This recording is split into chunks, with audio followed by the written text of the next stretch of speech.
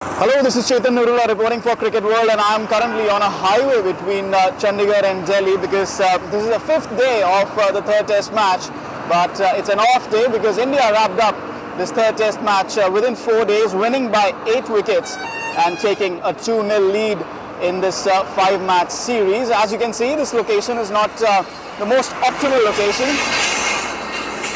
but yes, I'm here to talk about the third test match now. So let's just wrap it up quickly.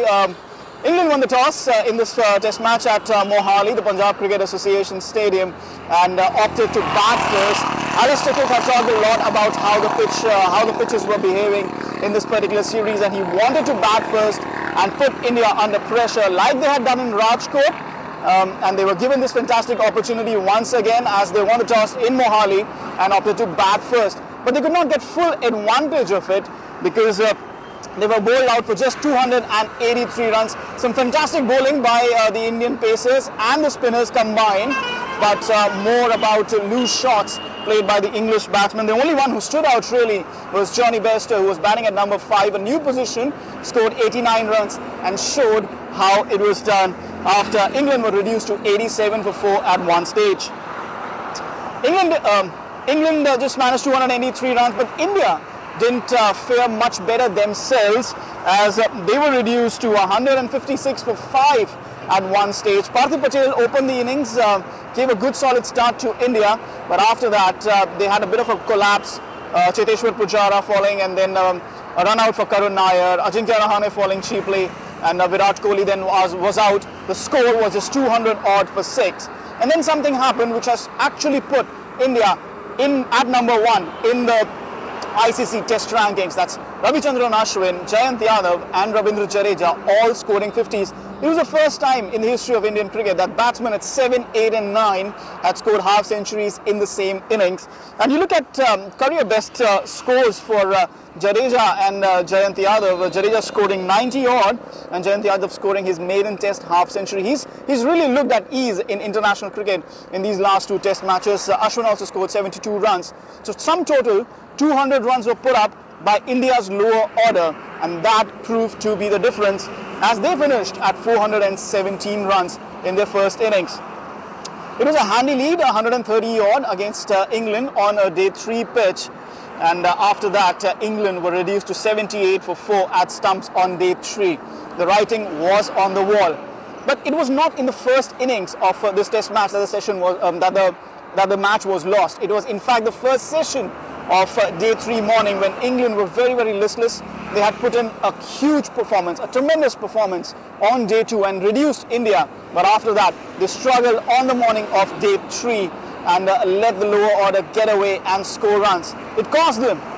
As I said, they were 78 for 4 at stumps on day 3. And on day 4, it was just a matter of time how quickly India would be able to roll them over. They were not in any hurry, to be very honest. And it showed in how Joe Root played a calculated innings. But the real superstar of the second innings was Haseeb Hamid. Struck in Visakhapatnam by Mohammad Shami, then struck again on the same little finger of the left hand in this Mohali Test match in the first innings by Umesh Yadav. He's broken his finger on his left hand and is now flying away home from this series, but not before leaving an imprint. He batted at number 8.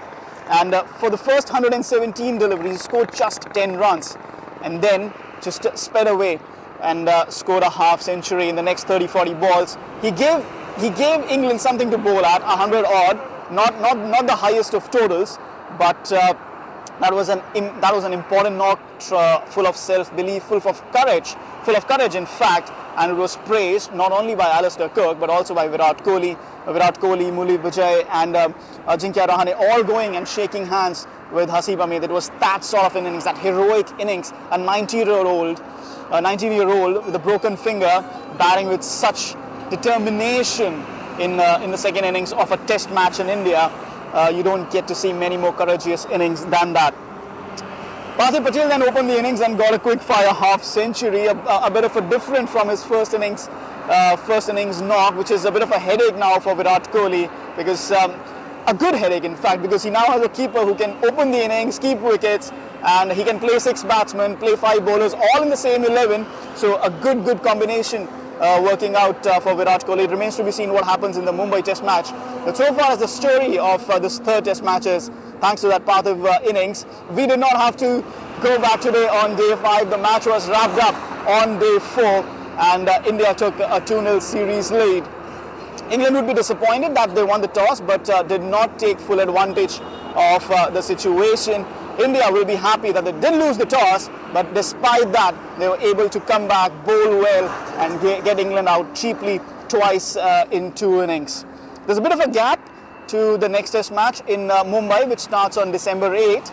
In the meanwhile, I'll be going home to Delhi, which is in that direction. This is where Chandigarh is, and I'm somewhere in the middle between the two on the highway. So I'll be continuing now and joining the traffic, and that's my car.